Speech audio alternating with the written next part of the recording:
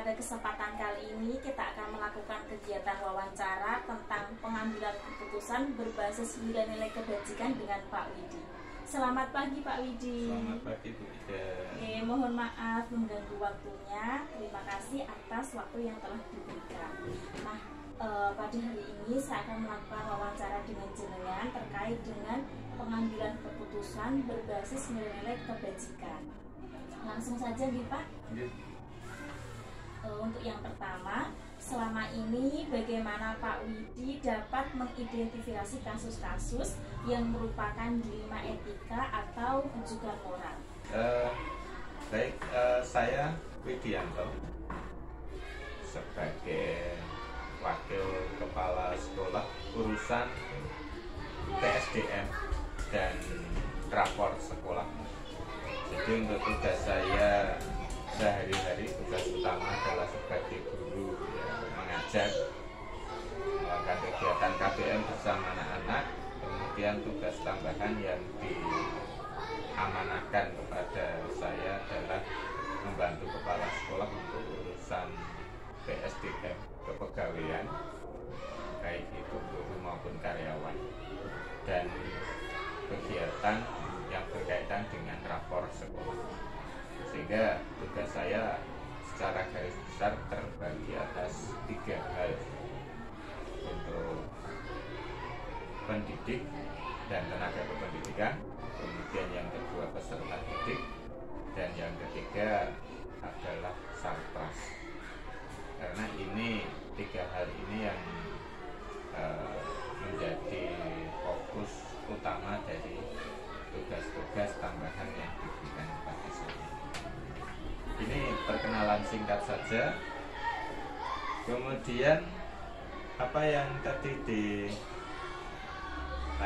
oleh Bu Ida untuk mengidentifikasi kasus dilema etika.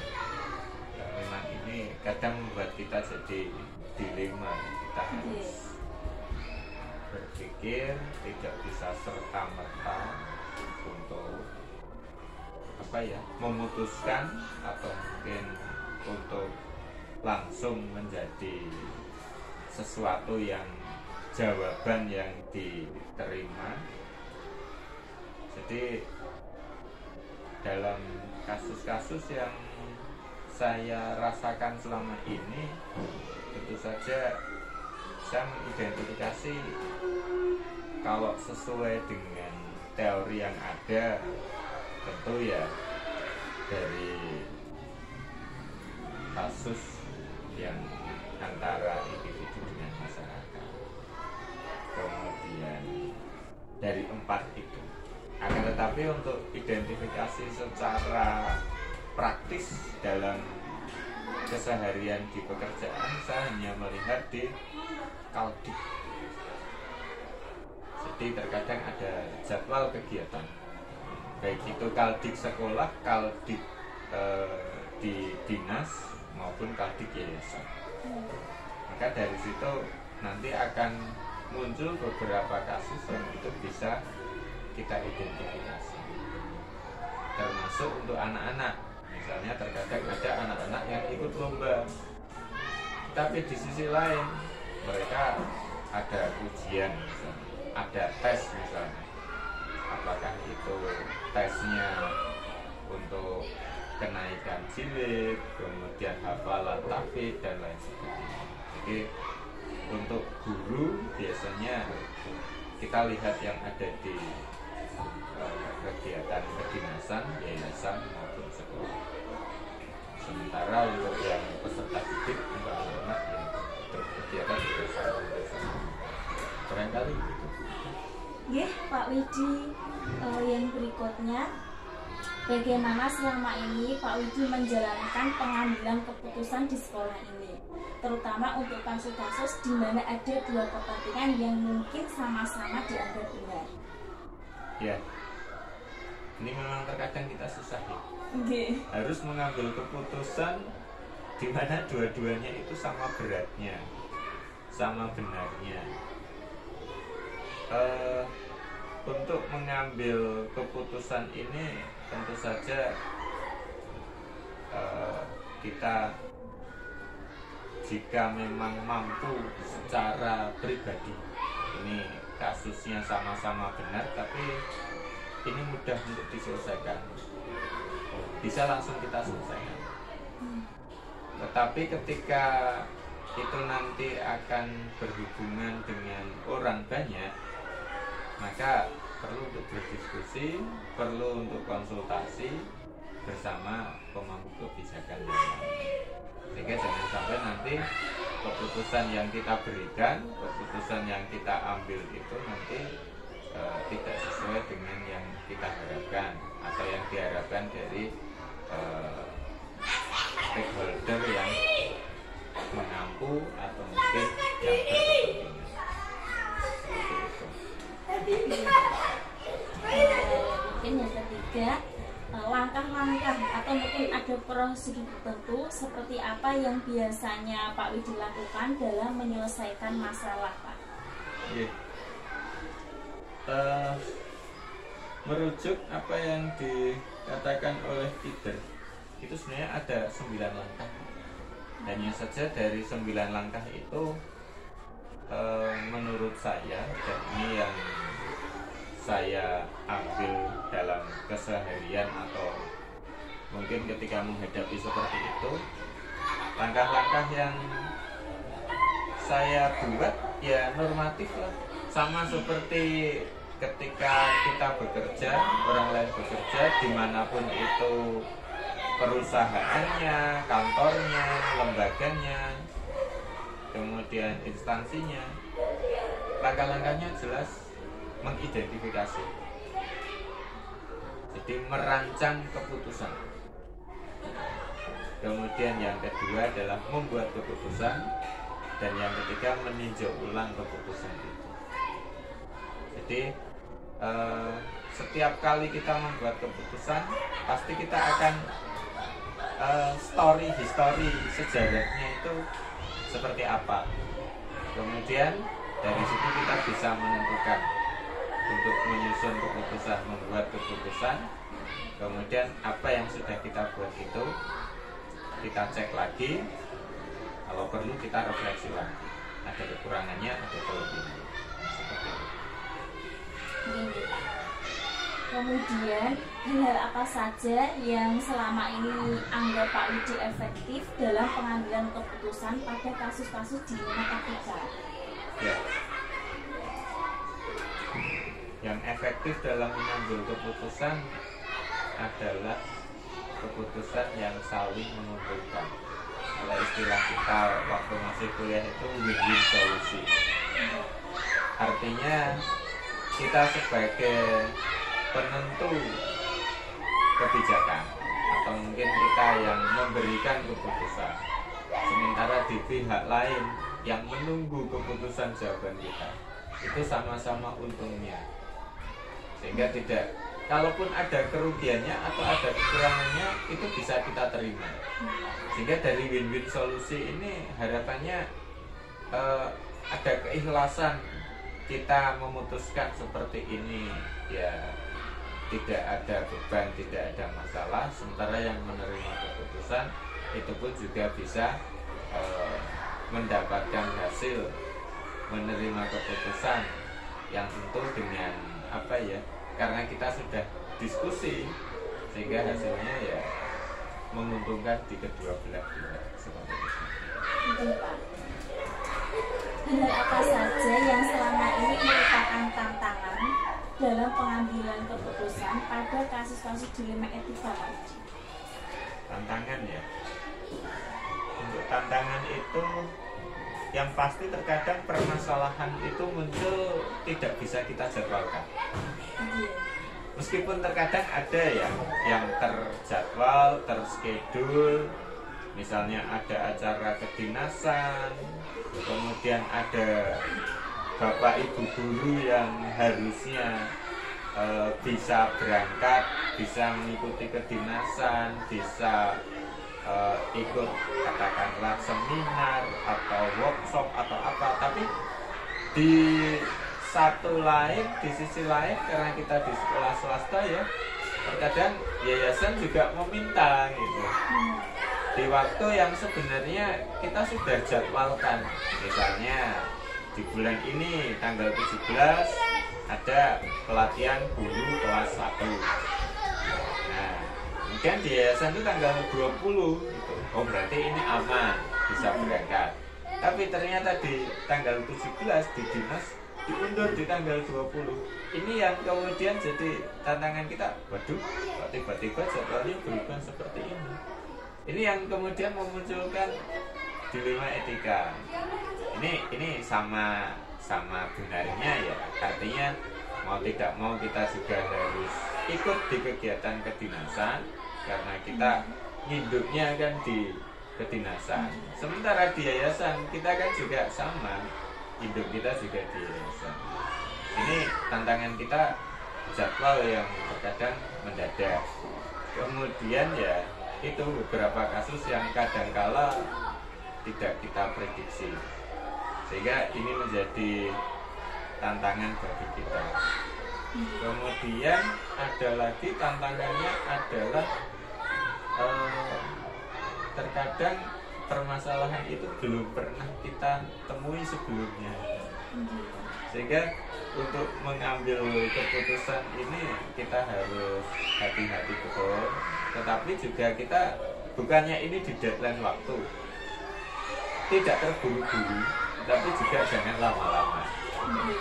Ini yang kadang menjadi kesulitan kita untuk penentu kebijakan di situ.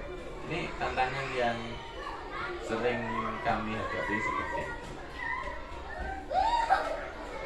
Mungkin Pak, yang berikutnya, apakah Pak Widi memiliki sebuah jadwal tertentu dalam menyelesaikan kasus dilema etika, atau mungkin langsung menyelesaikan di tempat, atau punya bentuk dan prosedur yang Pak Widi jalankan? Untuk jadwal atau tata kala ya, jika memang itu terjadwal seperti tadi saya sampaikan kedinasan, itu barangkali sudah kita antisipasi sebelumnya. Tetapi ketika permasalahan-permasalahan itu muncul di saat kita, jadi sifatnya emergensi, pada saat sudah kita jadwalkan, tapi ternyata misalnya salah satu guru itu ada yang keluarganya sakit, meninggal dunia dan lain sebagainya, maka ya ini tidak bisa kita jadwalkan, sehingga saat itu juga kita langsung ambil keputusan. Misalnya ada guru yang menggantikan, ketika ada guru lain yang menggantikan guru tersebut, maka dampak ke belakangnya otomatis akan muncul siapa yang menggantikan, misalnya jaga di kelasnya. Apakah guru tiketnya itu ada yang longgar, ada yang kosong? Ini hanya apa ya, saat itu. Tetapi ketika saat-saat tertentu yang memang di luar dari kemampuan kita, tentu kita akan konsultasi, akan berdiskusi dengan stakeholder yang ada di atas kita. Sehingga kalau bentuk dan prosedurnya seperti apa untuk penyelesaian masalah, ya kita tidak bisa menjadwalkan. Ini Pak Widi, mungkin ada seseorang atau faktor-faktor apa yang selama ini mempermudah atau membantu Pak Widi dalam pengambilan keputusan, terutama dalam kasus-kasus dilema etika? Ya, kalau SDM barangkali, jadi yang ditanyakan di IDA itu kan ada dua hal. Yang satu adalah orangnya, yang satu faktor-faktor pendukung yang lain. Jadi ketika kita bekerja dalam tim, maka kita akan dibantu oleh orang lain. Misalnya saja ada kasus dilema etika terkait dengan kesiswaan, maka bidang kesiswaan atau waka kesiswaan atau penanggung jawab kesiswaan atau wali kelasnya, itu yang akan kita mintakan bantuan. Jadi ketika kita bisa selesaikan sendiri, ya udah langsung kita selesaikan. Tetapi kalau itu memang terkait dengan pihak-pihak yang lain, maka itu akan kita ajak konsultasi dan diskusi. Kemudian faktor pendukung yang lain, ya saat ini kita hidup di masa gadget ya, di masa internet, di masa segala sesuatunya instan, sehingga cukup membantu kita untuk membuat keputusan, cukup membantu kita untuk misalnya kita ini permasalahan seperti ini, bagaimana pemecahan kasusnya ya, bagaimana problem solvingnya, kita bisa lihat materi-materi maupun itu kalau terkait dengan teori-teori yang barangkali belum kita pahami bisa menggunakan itu. Sehingga kasus-kasus dilema etika itu nanti karena tadi kita sekarang itu jejaring sosial itu luar biasa cepat gitu.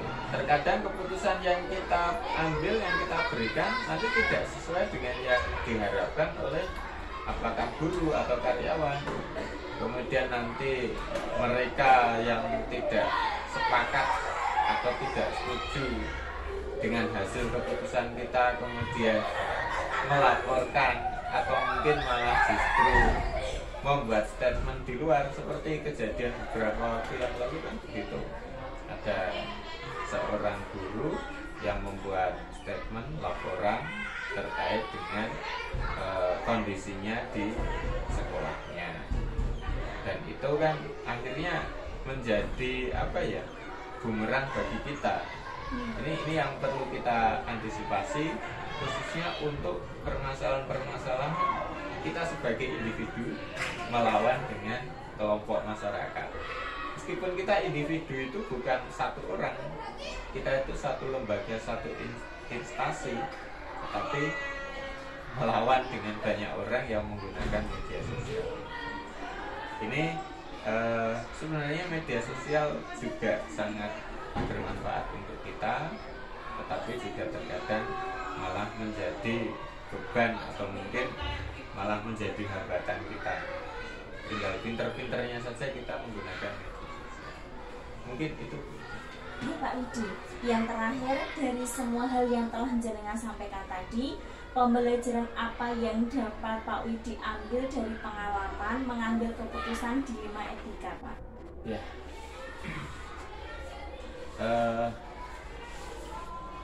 Kalau pengalaman yang pasti ada satu rasa rasa kalau kebanggaan kok terlalu tinggi ya, tapi ketika ada kelegaan tersendiri pada saat kita bisa menyelesaikan masalah, itu satu. Jadi kita merasa bisa lepas dari masalah ini, atau mungkin kita bisa menyelesaikan sebuah permasalahan yang bagi kita ini cukup pelik. Kemudian yang kedua jelas kolaborasi kerjasama dengan berbagai pihak, sehingga keputusan kita itu keputusan bulat bersama.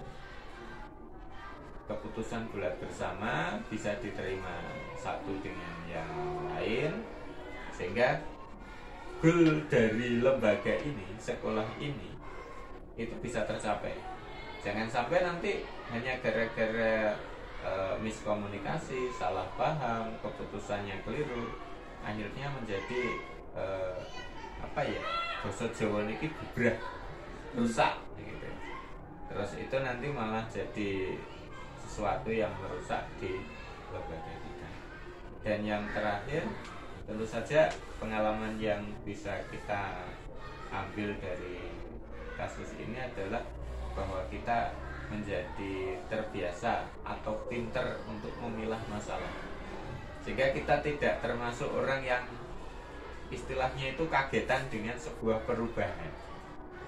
Jadi kok ini berubah terus ya, Karena memang ketika kita hidup itu, kita itu hidup yang dinamis, tidak hidup yang statis atau apatis. Ini mungkin pengalaman dari saya ya, pembelajaran yang luar biasa ketika kita bisa sebenarnya ini kan membantu orang lain. Meskipun sebenarnya membantu orang lain tapi ya meringankan tugas kita. Niku Bu Ida. Nggih, Pak Widi, kita sudah berada di akhir kegiatan. Terima kasih atas waktu yang telah Pak Widi luangkan. Demikian Bapak Ibu semua kegiatan wawancara terkait dengan pengambilan keputusan berbasis nilai kebajikan. Semoga bermanfaat. Terima kasih. Wassalamualaikum warahmatullahi wabarakatuh.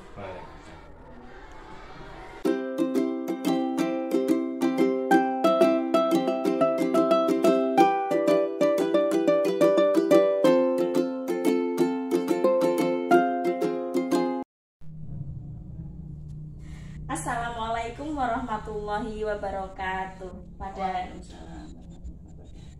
Pada kesempatan kali ini kita akan mengadakan wawancara dengan salah satu ibu kepala sekolah. Nanti beliau akan memperkenalkan diri beliau sendiri.